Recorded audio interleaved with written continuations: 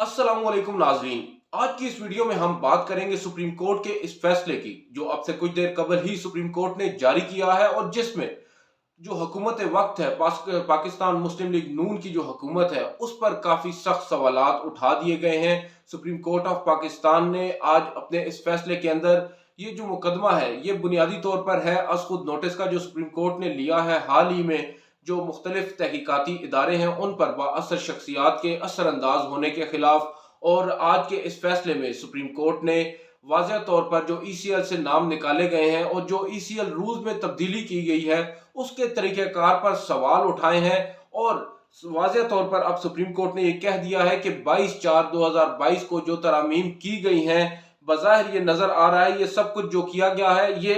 Necessary authorisation के बगैर किया गया है। बाज़ाब्ता तौर पर अब चीफ जस्टिस ऑफ पाकिस्तान ने अपने इस फैसले में ये लिख दिया है और ये भी लिखा है कि ये भी वाज़ह नहीं है कि आया ये जो फैसला है इस तरमीम का जो रूल्स हैं उनमें तब्दीली का जो फैसला है इस पर जो वफाकी काबीना है उसकी भी मंजूरी दी गई है या नहीं। दूसरी जानिब जो सबसे अहम बात अब इस तहरीरी फैसले में चीफ जस्टिस ने लिखी है वो ये लिखी है कि जो बेनिफिशरी हैं एग्जिट कंट्रोल लिस्ट से नाम निकलने वाले जो अशखास हैं जिनका ताल्लुक वफाकी काबीना से है जो वफाकी काबीना में शामिल है ये वाज़ह नहीं किया गया कि आया उन लोगों ने खुद को जब ये फैसला किया गया है खुद को उस मीटिंग से अलहदा रखा है रिक्यूज किया है या नहीं। और अगर उन्होंने रिक्यूज नहीं किया तो सुप्रीम कोर्ट ने आज फिर जैसा कि समाअत के दौरान भी कहा था कि ये एक कॉन्फ्लिक्ट ऑफ इंटरेस्ट है मफादात का टकराव टकराव यहाँ पर नजर आता है। ये जस्टिस मुनीब अख्तर की जानिब से ऑब्जर्वेशन दी गई थी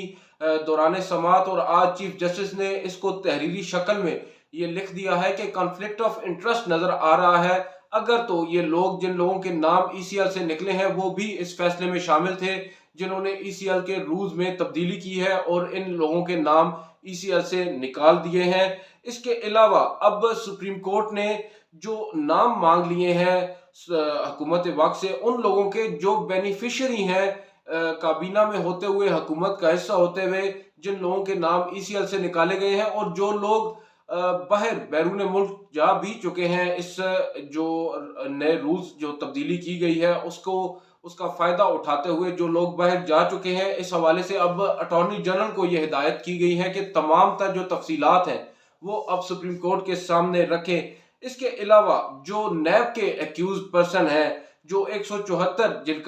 जिनके नाम सामने आ रहे हैं कि 174 ऐसे लोग हैं नैब के केसेस जिन पर चल रहे हैं उन लोगों के नाम भी ईसीएल से निकाले गए हैं। सुप्रीम कोर्ट ने अब वाज़ह तौर पर यह कह दिया है जो प्रेमा फिशाई नजर ये आ रहा है बादिउल नजर में कि जो नैब अथॉरिटीज हैं उनसे कंसल्ट किए बगैर जो एक्यूज्ड हैं जो मुल्जिमान हैं नैब के उनके नाम ईसीएल से निकाले गए हैं। ये एक बहुत बड़ा सवालिया निशान है मौजूदा हुकूमत की कारकर्दगी पर और मौजूदा हुकूमत की आप कह सकते हैं कोट एंड कोट जो उनकी नीयत है उसके ऊपर भी अब सुप्रीम कोर्ट ने यह सवाल उठाया है कि सुप्रीम जो हुकूमत है वो बिलाखिर करने क्या जा रही है। जो लोग जो ऑलरेडी एक्यूज्ड हैं और एक प्रोसेस के थ्रू क्योंकि अपनी ऑब्जर्वेशन में सुप्रीम कोर्ट ने ये बात वाज़ेह की थी कि एक प्रोसेस होता है जिस प्रोसेस के बाद एक तरीकाकार को जो है अमल में लाने के बाद ही किसी शख्स का नाम ईसीएल में डाला जाता है। क्राइटेरिया होता है अगर कोई शख्स उस क्राइटेरिया को मैच करता है तो उसके बाद ही उसका नाम ईसीएल में शामिल किया जाता है। तो क्या जब ईसीएल से नाम निकाले गए तो इन लोगों के लिए वही क्राइटेरिया दोबारा देखा गया या फिर सिर्फ अपने मनपसंद लोगों के लिए जो है ये एक फैसला किया गया है और उन सब लोगों के नाम अपनी मर्जी के तहत हुकूमत वक्त ने निकाल दिए हैं इक़्तिदार में आने के बाद। ये एक बहुत बड़ा सवालिया निशान है और अब इस पर सेटिस्फाई करना होगा न सिर्फ हुकूमत वक्त को बल्कि अटॉर्नी जनरल जो कि वफाक की नुमाइंदगी कर रहे हैं सुप्रीम कोर्ट में अशतर औसाफ अली अब उनके कंधों पर काफी भारी बोझ आन पड़ा है। अब उनको ये जिम्मेदारी लेना पड़ेगी और अगर कुछ गलत हुआ है तो उसको भी उनको अब ठीक करना होगा। आया कि अब ये ठीक हो तो नहीं सकता क्योंकि जो इंटेंट है गवर्नमेंट की जानिब से वो भी वाज़ह होती है अगर ऐसा ही है जैसा सुप्रीम कोर्ट अपने इस फैसले में लिख रही है। अब अदालत ने अटॉर्नी जनरल को कहा है कि वो अप्राइज करें इस अदालत को कि जो ग्राउंड्स जिन ग्राउंड्स की बुनियाद पर अब ये फैसला जो है हुकूमत वक्त ने किया है उसके ऊपर हमें बताया कि बेसिकली وجہ کیا بنی ہے اور کیا آپ لوگوں نے ان کے جو بنیادی وجہ بنی جس کے اوپر آپ نے ان لوگوں کے نام ECL سے نکال دیے ہیں جو کہ ایکیوزڈ پرسنز ہیں جن کے اوپر مقدمات چل رہے ہیں اور ان کی بھی تفصیلات عدالت میں اب طلب کر لی ہیں جو لوگ بیرون ملک جا چکے ہیں اس سہولت کو اویل کرتے ہوئے اور دوسری جانب جو عدالت نے اب نیب سے یہ بھی تفصیلات طلب کر لی ہیں کہ جو لوگ یہاں سے باہر گئے ہیں یا جن لوگوں کے نام ECL سے نکالے گئے ہیں 174 لوگ جن پر نیب کے کیسز ہیں ان کے جو offenses ہیں ان کے جو جرائم ہیں ان کی نیچر کیا ہے وہ کس نوعیت کے ان کے جرائم ہیں جن پر وہ ملوث ہیں اور جن کے اوپر ان کے خلاف جو ہے مقدمات سپریم کورٹ میں چل رہے ہیں تو اب یہ ڈیولپمنٹ جو ہوئی ہے آج کی یہ کافی بڑی ڈیولپمنٹ ہے سپریم کورٹ آف پاکستان نے اب باضابطہ طور پر جو حکومت وقت ہے اس کو ایک آپ کہہ سکتے ہیں کہ ایک تنبیہ کر دی ہے ایک وارننگ نظر آ رہی ہے ہمیں اس فیصلے کے اندر کہ سپریم کورٹ اب حکومت کو کسی بھی طرح کے غیر قانونی یا پھر اپنی مرضی کے تحت کوئی فیصلے جن میں قانون اور آئین کی دھجیاں بکھیر دی گئی ہوں وہ کرنے کی اجازت نہیں دینے جا رہی البتہ اس پر بھی بات ہوتی ہے کہ سپریم کورٹ کا کیا اختیار ہے کہ جو انتظامی معاملات ہیں جو ایگزیکٹو کے اختیارات ہیں ان میں مداخلت کرے اور یہ بڑا ویلڈ پوائنٹ ہے اس سے قبل بھی جب سابقہ حکومت میں اس طرح کی باتیں ہوتی تھی تو ہمارے جو صحافتی حلقے تھے ان میں بھی ایک اس بات پر سوال ضرور اٹھتا تھا کہ جب ایک حکومت کو جس کو پاکستان کے عوام نے منتخب کیا ہے اور اس کو اختیار بھی حاصل ہے مختلف جو محکمے جو اس کے ماتحت ہیں ان کے تبادلے کرنے میں تو اس میں سپریم کورٹ کو دخل اندازی نہیں کرنی چاہیے اور نہ ہی جو ہے وہ اپنی پاور کو ایکسیڈ کرنا چاہیے لیکن سپریم کورٹ اس پورے معاملے پر اب 184(3) مفاد عامہ کی بیس پر اب اس پورے مقدمے کو لے کر چل رہی ہے اور انہوں نے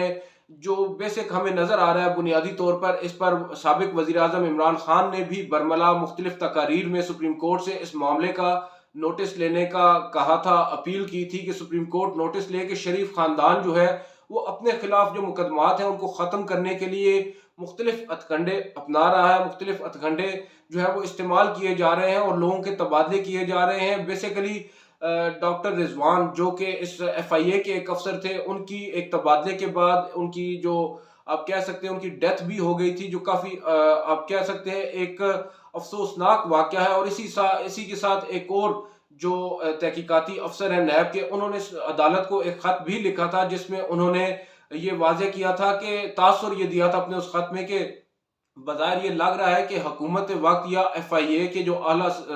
حکام ہیں وہ نہیں چاہتے کہ شہباز شریف جو کہ وزیر اعظم ہے اور حمزہ شہباز جو کہ وزیر اعلیٰ پنجاب ہیں ان کے جو خلاف مقدمات ہیں ان میں آگے ان کو پرسیو کیا جائے اس پر اب سپریم کورٹ نے یہ کہا ہے کہ جو FIA نے رپورٹ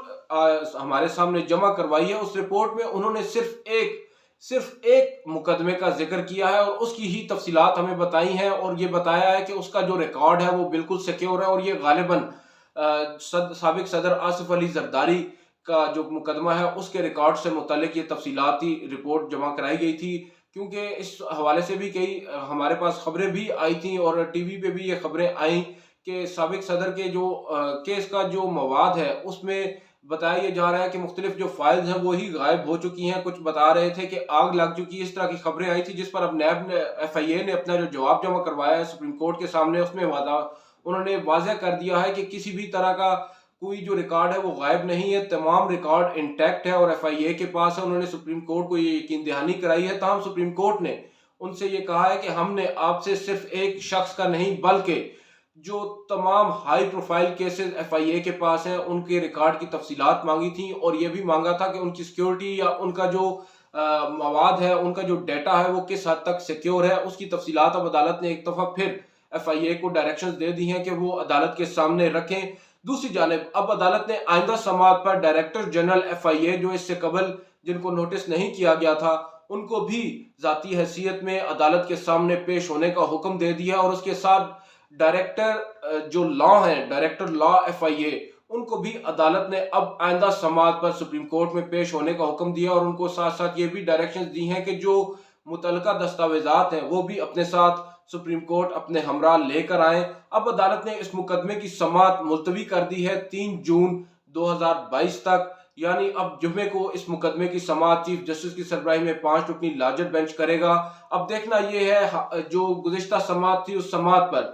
جو وزیر اعظم ہے شہباز شریف، ان کی جانب سے ان کے وکیل بھی پیش ہوئے تھے جن کو اجازت نہیں دی گئی تھی عدالت میں۔ انہوں نے جب اپنا موقف بیان کرنا چاہا سابق وزیر اعظم کی جانب سے تو عدالت نے ان کو روک دیا، نہ صرف روکا بلکہ عدالت نے ان کو سننے بغیر ہی عدالت برخاست کر دی تھی، جس پر انہوں نے عدالت سے یہ کہا تھا کہ وہ کچھ معروضات عدالت کے سامنے رکھنا چاہتے ہیں۔ عدالت نے ان کو تحریری معروضات جمع کروانے کا کہہ دیا تھا، لیکن حیران کن طور پر اس فیصلے میں نہ ہی ان ڈائریکشنز کا ذکر ہے جو کہ سپریم کورٹ نے